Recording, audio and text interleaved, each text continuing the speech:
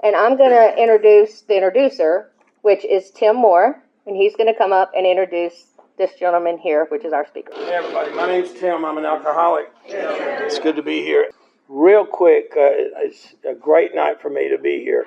My sobriety date is January 7th, 2003. I picked up a white chip at the Gwinnett Room in Lawrenceville, and it was a terrible time. Couldn't sleep. I was living by myself in Lawrenceville. I basically was not working. I couldn't sleep, and I called after about 10 days, 2 weeks, I called the AA hotline. I was going to a lot of meetings, and I said, what's the earliest meeting in town, just so I'd have somewhere to go?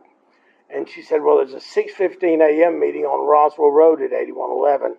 So I drove out there early every morning, and I'd sit in the parking lot till the meeting started just to have somewhere to go. This is about 2 weeks after I got my white chip. And I'd sit in that meeting, and it was just, everything was terrible. And one day I actually shared how bad things were going. And a guy walked up to me and said, you want to talk a few minutes? And we sat down at a table and talked a while. That's Ken. We talked about 30 minutes, and I got up to leave, and he said, now you won't ever have to feel this bad again. And I've never felt that bad again because I found hope that morning. That meeting changed my life. Now, I believe God gets us sober. I believe if you want to get sober, it's not a person that gets you sober. God gets you sober and your willingness. But I'm so glad he was there for me that morning, and he's been wonderful in my life. That was 21 years ago, and I promise you, pretty much every day, if he is in town, he is still at that 6:15 a.m. morning every day, talking to newcomers, welcoming them, and listening to them babble incoherently just like I did. And that's a standard I will never match, but it's a pleasure and an honor to call him my friend, Ken.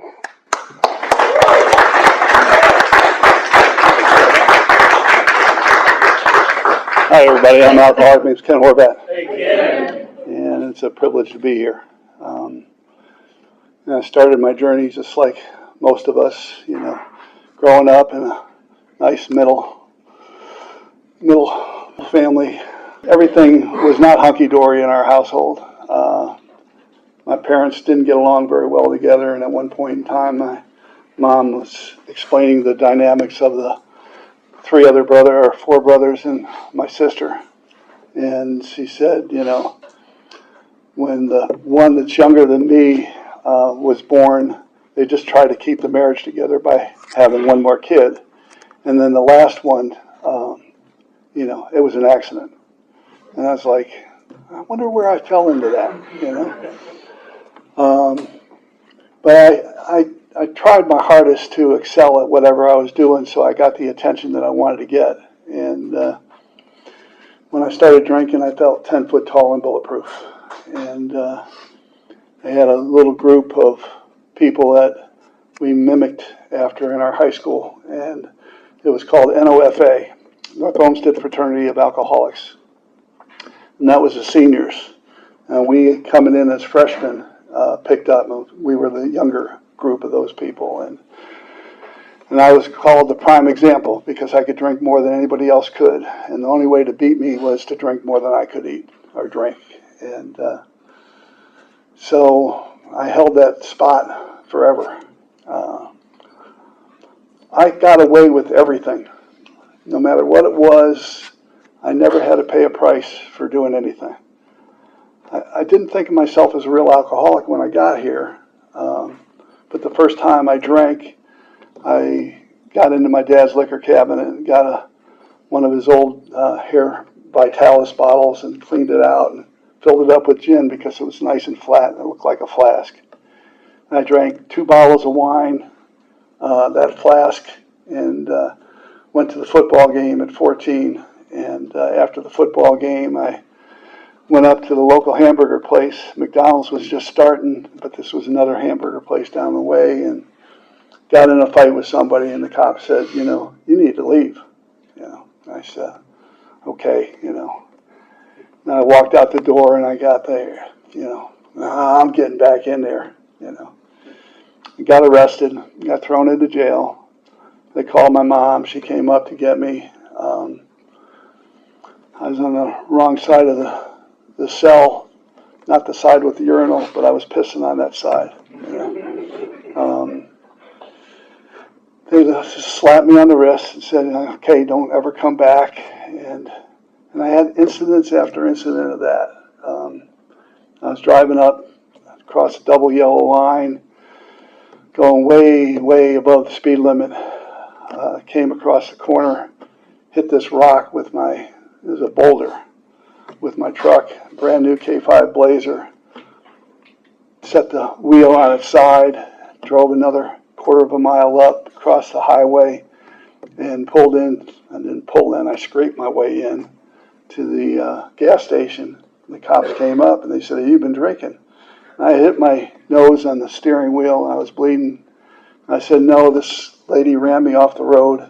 I hit this big boulder and I just can't see right now. They said, well, you have somebody that can come pick you up. And my future wife was the one that went and got me. And they said, you need to go to the hospital. Nah, I'm not going to the hospital. Went on and on. My first two girls were born. I went ahead and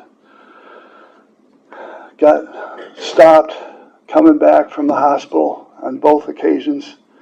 And the cops go ahead and said, you got responsibilities now. You can't be doing what you're doing. And yes, sir, I won't be doing it anymore. Let me go. And that was my life. Just let me go. I carried myself well. I did what I needed to do. I moved down here to Atlanta and started a business. Thought I was very successful at my business. I did well with it. I sponsored the guys in a bowling league and another different thing. And I had 20 guys working for me and pushing 5 trucks. And, on the way home from the bowling alley, going up 400, and they had just built the median wall in 400. This is 1988. And I'm going up in the slow lane because I have trouble, I'm nodding off at the wheel. So I'm going speed limit, maybe a little bit lower than the speed limit. And across my left-hand side, a lady cuts across 3 lanes. And I hit her in the back end, and she went directly into the median wall. I stopped, went to see how she was, called 911, had the police come up, took the field sobriety test, passed all that, took the breathalyzer. I was 1 point underneath what the legal drunk was for at that time. They have since changed that. I would have been legally drunk. But I was also, using a lot of pot and that kind of stuff. And they said, well, we got to take you in for a blood test. I said, well, I'm not going in for a blood test because I knew, I'm not going to pass it. And they said, well, you'll lose your license for a minimum of a year. And I said, I don't care. I'm going to talk to my lawyer and, I'm not taking the blood test. And went through everything and,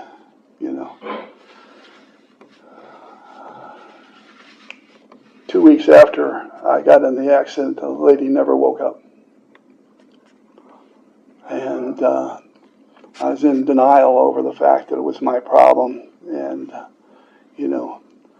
I hired Steve Sadow, now Trump's lawyer for here. So tell you, I wanted to get the best of anything that I could possibly do to get out of this thing. And hired a private investigator, trotted out all the things.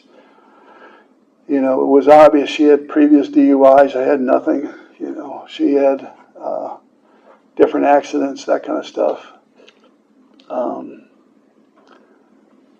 Didn't feel like I was at blame. I thought, it's not my fault. I just was denying it and denying it and denying it, and had no idea what Alcoholics Anonymous was about or anything that had to do with it. So the judge I went to see for pretrial said if I was convicted, that would be a minimum of a year in jail. I had 2 kids, a business, house, home, family, and I'm just going to fight it, whatever the case may be. And my judge went on vacation, and so the district attorney came up and said, "No, I'd like to offer you something to let you off, And so we ended up agreeing on, some weekends in jail, $1,200 fine, community service, 5-year probationary period. And I said, I'm not going to jail, so yeah, let's go. Let's take it. And I took it and went to court with another judge. And the judge, when I said guilty, he said, I don't think what we've agreed on is right. I think you deserve to go to jail for a while. And I just went, oh my God, I just admitted my guilt, and now I'm going to jail anyways. And next thing I know, the district attorney comes up. He starts debating for me. Well, he hasn't done anything, Judge. He's never had a parking ticket. He hasn't done this. He's a stellar person in the community, and he ended up giving me the latter of the two. I quit drinking during that year while I was waiting to go to court and that kind of thing. And I didn't stop smoking pot, but I did quit drinking and started back to smoking again. And everything I had done at any point in time, whether it was mood or mind altering, it was much worse when I went back to doing it again. So one of my friends here and I made a bet because my wife was about to leave me. She said, I'm done. You're an alcoholic. I said, I haven't drank anything. She says, it's the pot too. So I go, okay, I'm quitting both, January 1st, 1991, made a wager, $500. First one to go ahead and use, loses the bet. You got to go the whole year, I went the whole year without doing anything. But the bet was pot and drinking. It wasn't cocaine. I hadn't done any cocaine for 11 years before that. And just like everything else, it was much, much worse. Much, much worse when you go back to doing something after being abstinent for a long time. And I'd be waiting, telling lies, doing whatever I needed to do to go ahead and get the guys to supply me with what I needed to have. And, never convinced my wife. I thought because I was the epicenter of community service and I did everything with my probation officer, they were going to give me early probation. She did, I only had to do a year and a half of probation, and because I was timely and gave them more money and did all that stuff. But I didn't get my driver's license back. That wasn't part of the deal. So I went those years without a driver's license. In 93, everything came to a halt, and I heard that, my wife's leaving me, my business was in debt, I was driving a repo truck without a driver's license, thinking that I still had it all together because I still had a home, Mortgage was much higher than it should have been. Things were a lot worse than they could have been. And so I got in the program February 27th, 1993. And, I had no idea how this thing was going to go. I stayed in the meetings. I went to the 7 o'clock meeting in the morning because my wife didn't like to get up in the morning. That was my way of punishing her. Went to 11:30 meeting. Went to 8 o'clock or 10 o'clock or whatever I needed to do to get back out of the house again. And just thought I'd be, not having any trouble once I did all this stuff. Now take it, I hadn't drank any alcohol since 91. And this is 93. And I'm going 3 meetings a day going, I'm out of my skin, you know. I'm jonesing off of everything. I can't take my wife. I can't take my business. Everything is just way over my head, you know. And they said, if you want to know more about sponsorship or have a personal problem, come up after the meeting. So I went up after the meeting, met with my sponsor, to be my sponsor. And he gave me his calling card.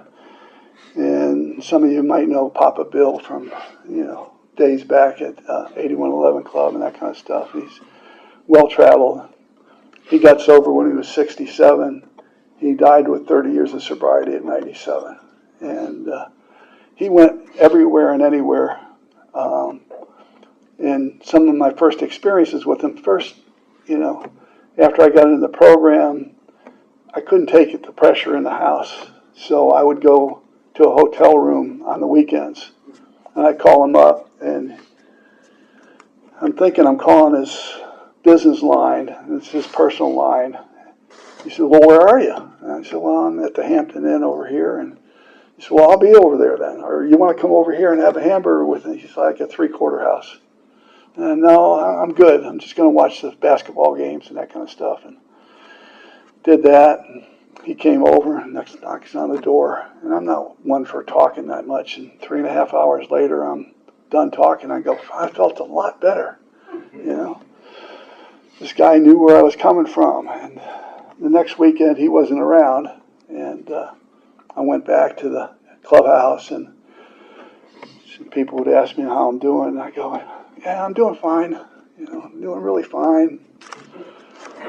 Doing real fine. And, it's starting to wear on me, And the guy came up a couple of times, and he said, you want to talk? I go, yeah. I figured I'd help him out. And next thing I know, I felt better. And, I started going to meetings with Papa Bill, and one of the first meetings I went to was in the end of March, I guess. And we were going to down at Northside Hospital. They had a first step meeting because they would house people. They had a halfway house facility there at the same time, and got in the rooms there. And as we're going to the meeting, he's driving his Volvo, and it's raining out. It's raining pretty hard. And he crosses the double yellow line, and I grab the steering wheel, pull him back into our lane. I go, Bill, didn't you see where you were going? He says, I can hardly see at night, and I can't see at all when it's raining. I'm like, what the heck? And from then on, I started hanging with him all the time. And that time, it's 2 weeks after I got in the program, I got my driver's license back. I had to actually take the physical driving test to go ahead and get my driver's license back.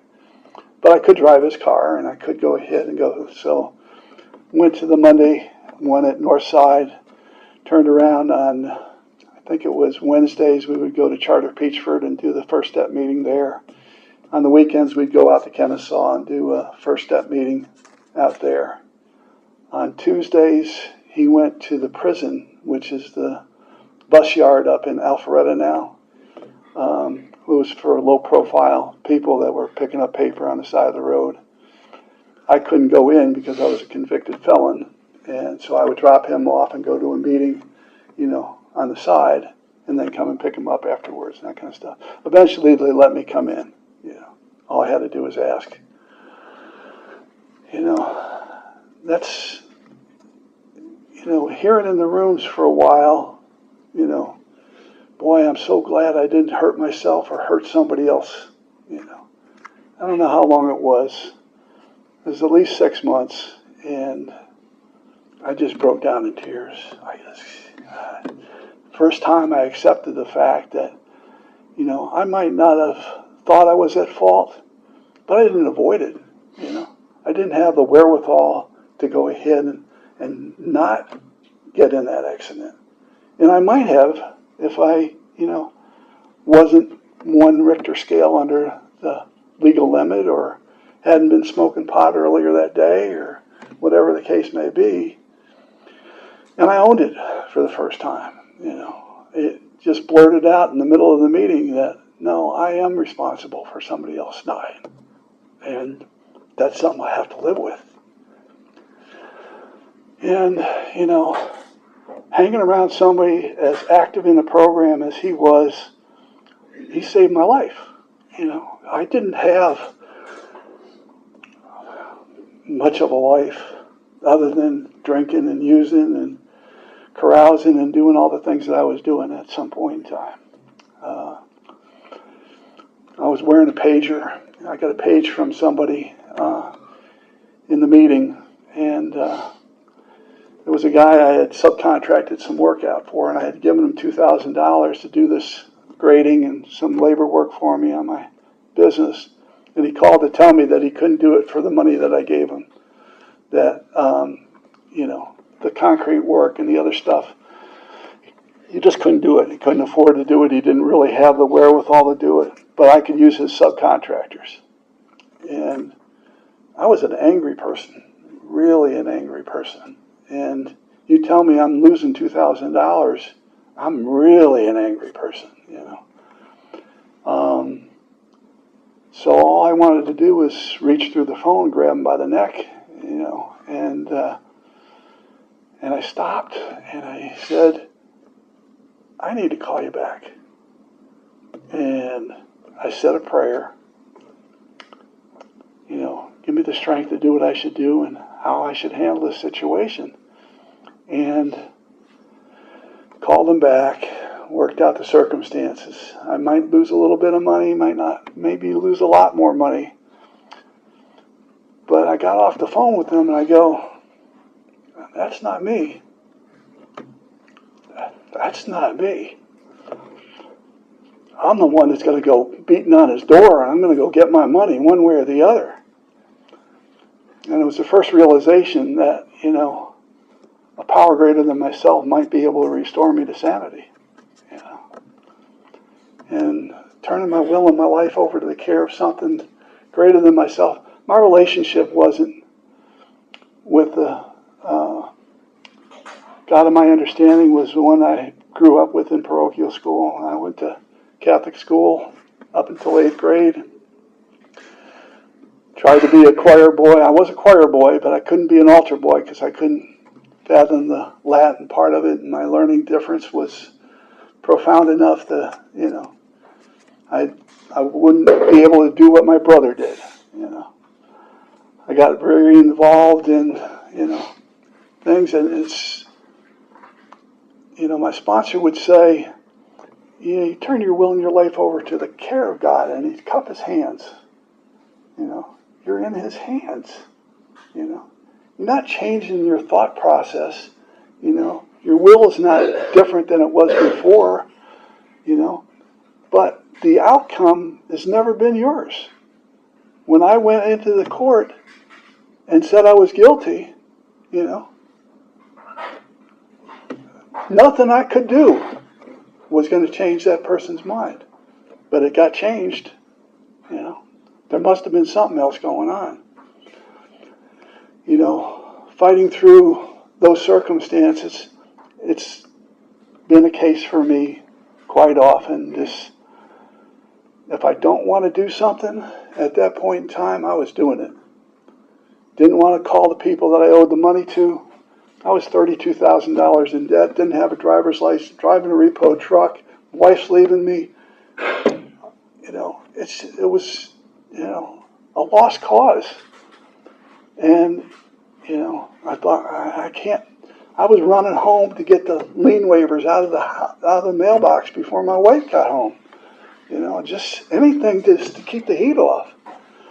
And, when I turned around and said, okay, which one do I want to call? I called that one. I called him up and I said, I'm Ken Horvat. I'm the one you've been chasing for the last couple of years. What? We've been looking for you forever. Well, now you got me. So He says, well, how much money can you give us? I go, I can't give you anything. I don't have any money. So why are you calling? Because I got to be responsible. I'm going to give you some money as soon as I get some money. But, I don't know how much. But I will call you back every week or every other week, and I'll tell you how much I can give you, and I'll give you that money. And, I don't know how many people I owed money to. There's a lot, Just start calling, start calling. My will in my life was getting turned over to the care of God. Whatever's going to happen is going to happen. People will come and go to me, I got to go to court. I go, congratulations. They go, no, you don't understand. I go, I do understand. It's going to turn out the way it's going to turn out. It doesn't make any difference how many sheets you get signed or how much you turn around to do something. It's not in your hands. It's never going to be. That little thing just made so much difference when I started looking at things in my life. And I started looking at my character defects. My one sponsor, I had Bill the whole time through all my sobriety, but I got other guys along the route. There was another guy named Jerry Montgomery. He was a black guy, younger than I was, had more time in sobriety. And I loved what he shared, So I asked him to go to breakfast with me, and he said, okay. And I'm debating in my head about asking him to be my sponsor. And I said, would you be my sponsor? He said, yeah, why did you ask me? I go, because I didn't want to.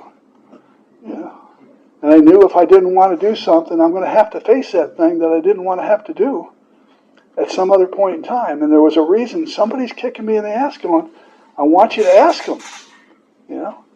I get that sensation in the back of my head.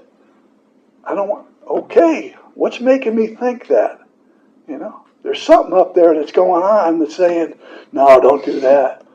But instead of getting in the argument with myself, I go, that's the way I'm going. So he wrote down for me when we did my fifth step, my character defects. And he put a list down, 20 of them, And it was defensive, condescending, judgmental, justification, lying, ego, maniac, kept on going down. I used to be able to remember them, but not anymore. All I know for me is it starts off with defensive for me. And the assignment was for 30 days, 3 times a day, out loud, on my knees, ask God to remove these character defects. And that's what I did. I'd have to wake up at 4 o'clock in the morning some mornings because I was not going to have to do my 30 days all over again. And that's what the story was. If I missed a time and I missed the date, and I couldn't see any of the quality of that, but what it did was it made me in the middle of the day say that prayer, and list out those things, and then catch myself when I'm getting defensive because somebody's pointing their finger at me, And if I got caught at defensive, I didn't have to get condescending. I didn't have to justify what I was doing. I didn't have to be judgmental over what they were saying. I could go ahead and say, pause long enough, maybe, to not act out on those character defects. Going through the steps with other guys, I had the good fortune of being able to understand the fact that the way I do it worked for me. It doesn't work for everybody, So one of the guys, the first couple guys I worked with, said, well, for me, I can't say those negative annotations for the things. I'm not going to repeat negative words. But I will do the anonym for it, and I will make it brotherly love and, a better whatever it was. And I will repeat those things and ask for my character defects to be removed and these to replace them. I go, wow, that's great. That's another great way of looking at it. And then another guy would turn around and say, I'll do it that way, and then I'll also do the character defects. So that way I can be more aware of those. It works.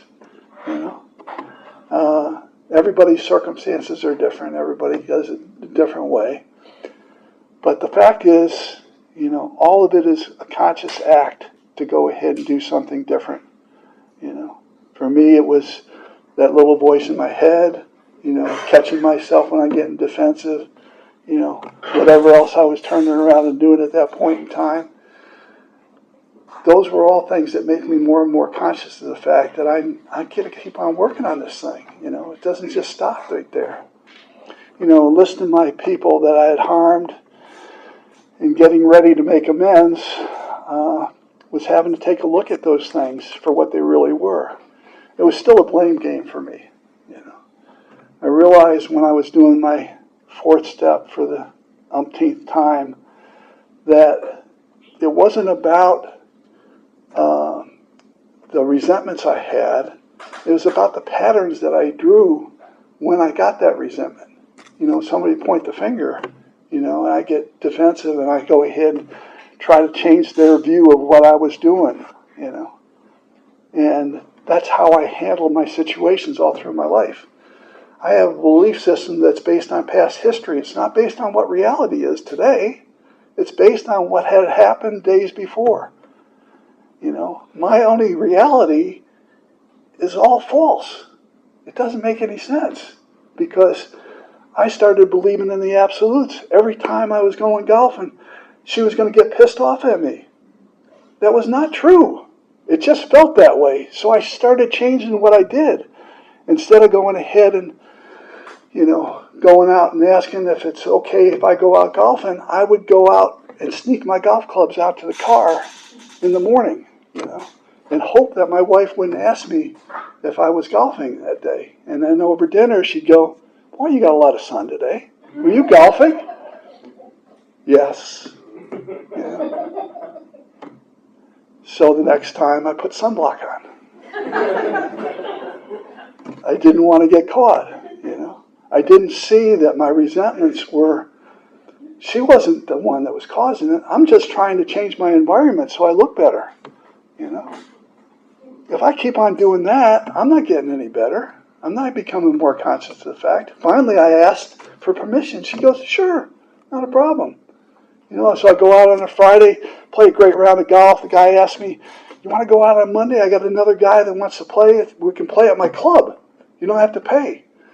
So I pack my bag. I get it all set. I go back to my wife. I go, "I'm going to be able to go golfing with a guy that might be a potential customer, and I can do it on this day." And she goes, "Is that what you're supposed to be doing? Or are you asking me for permission to do something you're not supposed to be doing?" I go, "Yeah, the latter." People aren't doing things to me. I'm collateral damage. I'm turning around and trying to change my environment to make myself look better. And I'm blaming all these other people, and all these other people are my angels.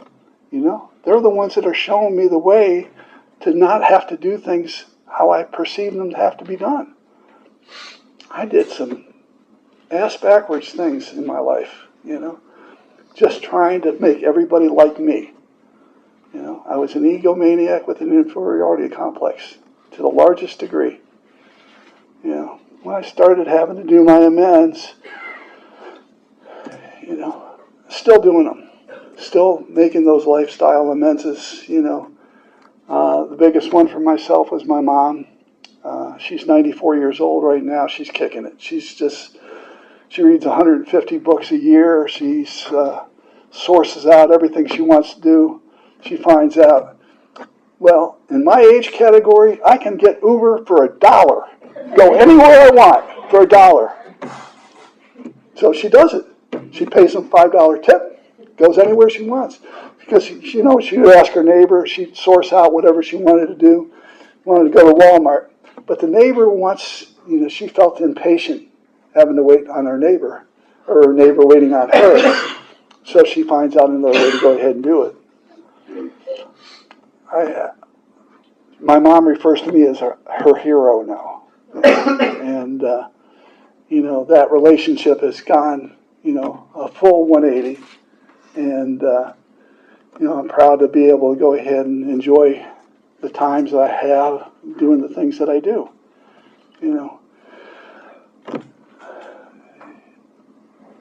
the parts of the last part of the steps, sought through prayer and meditation to improve my conscious contact. I like to break it down to seek, to improve, to be more conscious, Every time I turn around, not every time, but the majority of times that I can remember, to try to improve through prayer and meditation, My form of meditation, the biggest percentage of the time is I get quiet, I close my eyes, and I go to sleep. And I got in an argument with my nephew. He goes, "That's not meditation." I said, "It's meditation for me." It's not meditation. It's meditation for me. All I know is 20 minutes later, I wake up, I feel really good, and everything seems to be more right in my world. That's meditation, You can do it any which way you want, That's meditation for me. But I have to seek to improve, I have to practice. My one sponsor said, a minute, 2 minutes, 3 times a day. Just get quiet for 2 or 3 minutes. I read all the books and think of all the things, and just try. I had the good fortune of being able to work with a lot of people. I got involved in a lot of different things over the years. Went to the call center, did a hotline, and one of the guys, and Tim was talking about it earlier, he had quite a few years of sobriety, and he hadn't been going to meetings as much. So he said he's going to do 90 meetings in 90 days, but he's not going to do any of the same meetings. He's going to go to some different ones. He's telling me the story about how in these other meetings, the minimum age was like 14 years sobriety and that kind of stuff. And I'm thinking I'm really lacking in my program, And he turns and he says to me, "You're the only one I know that people can come back years later and go, I knew you were going to be here, So if that's all I can give, sometimes that's more than enough, I try to do the best I can. My sponsor instilled in me one of the things that I hope everybody does, and that is meet somebody new every day. Try to talk to them. Try to hear from them. I don't remember half of them. I went up to a meeting up at the Alpharetta group, and this is years later in sobriety, and we go out for a cup of coffee afterwards. The guy sitting next to me, he goes, "Do you remember me?" I kind of, but not. I couldn't put a name and stuff to it. He said, "You spent an hour and a half with me after the meeting. I haven't had a drink since then." And I go, shows how much I had to do with it. I just,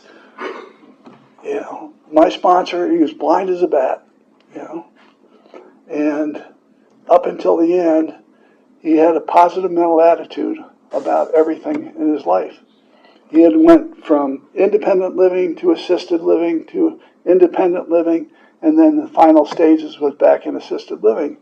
And he's up in a lot smaller place, and you walk through the door, he goes, "Look at that window. It's beautiful." He can't see shit.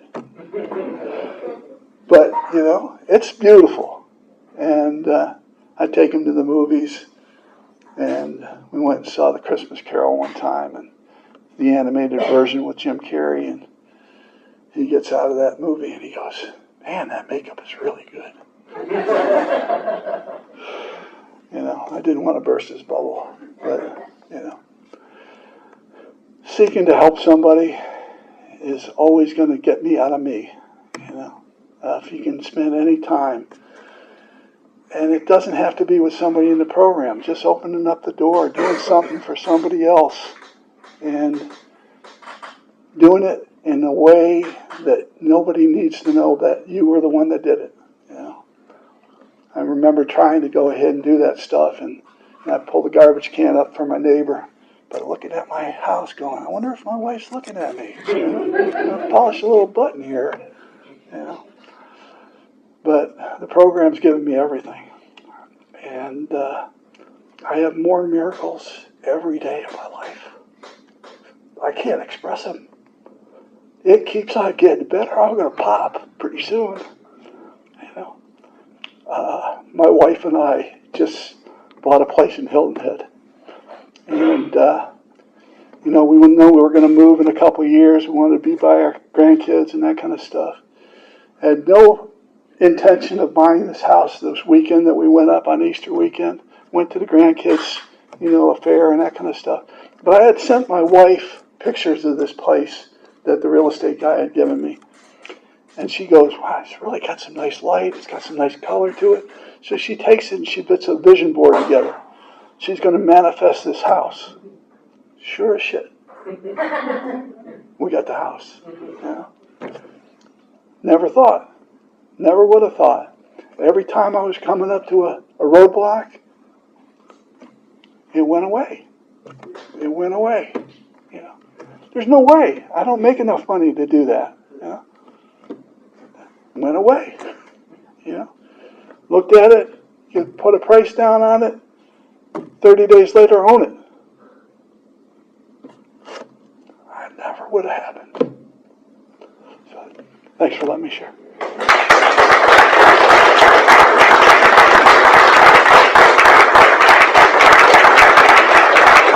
Thank you. First I slept and then I crept to a hope-filled dream. You rescued me and finally waking there I see. I look into love's window for a soul that's meant for me. Takes me where the promises are real.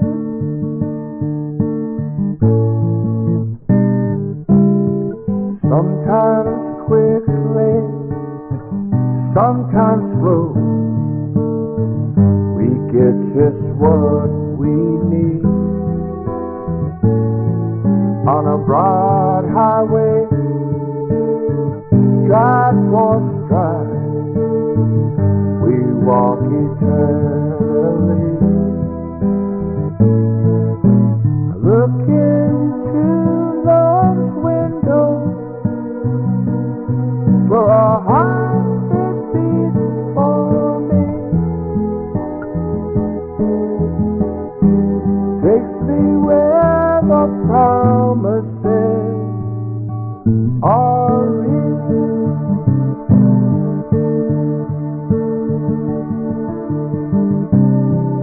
And I always long for something that sets me free.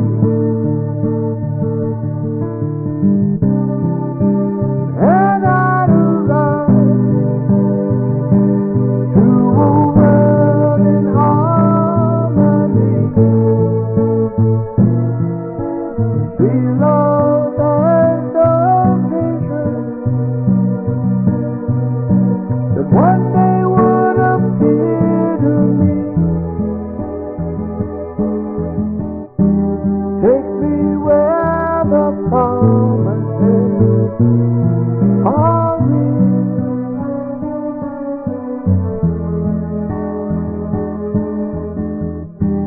Take me where the promises